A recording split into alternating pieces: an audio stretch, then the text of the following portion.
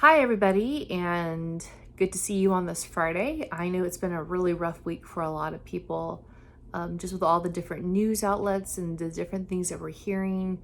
A lot of people seem to be even more angry this week and dealing with a lot more emotion than in the past several weeks.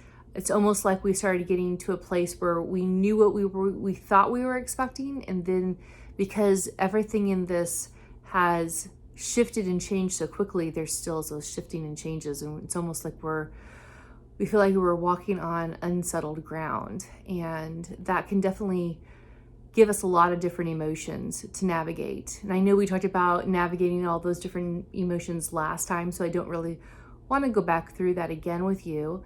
But one of the questions I was asked about was about talking more about the negative thinking that we do and how we can prevent that anxiety through negative thinking. So I wanted to bring up one form of negative thinking today, and that is called mind reading or fortune telling. And either assuming I know what's going to happen or someone is going to say, or assuming that I can read their thoughts.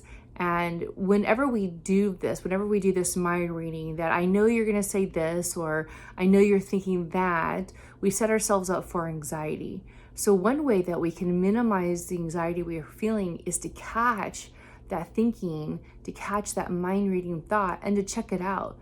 Just to be able to ask somebody, do you mind if I check out this assumption I'm making, or this thing that I'm thinking, and see if there's any validity to it.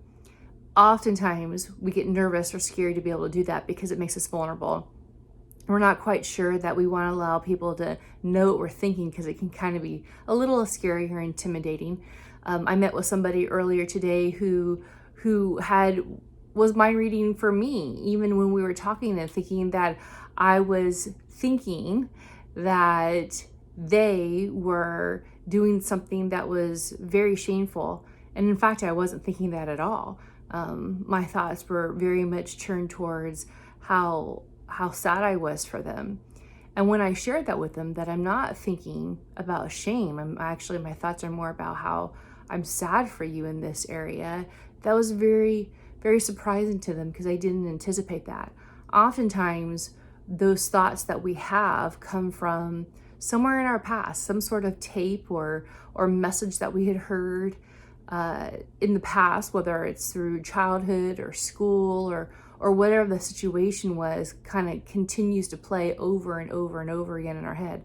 So it's very wise to be able to pick out what those mind reading thoughts are, and then to speak the truth into them.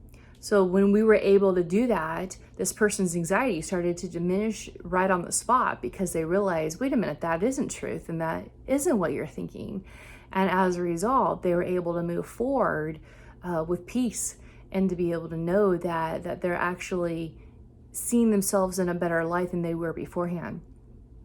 So that's my prayer and my hope for you this weekend and this coming week, that as things continue to happen and we continue to get more information, that you will be able to check those thoughts out.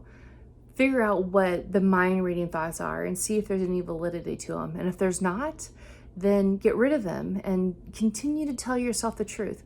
Philippians 4:6-9 really is an invaluable weapon that we have in fighting our anxiety. Because when we tell ourselves the truth, when we tell ourselves the things that are lovely and pure and excellent and praiseworthy, the peace of God really does transcend all understanding and guard our heart and mind in Christ Jesus. And that's my prayer for you. Not just today, not just this weekend, but in the weeks to come. I hope you are well. I hope you are safe, and I'll talk to you soon.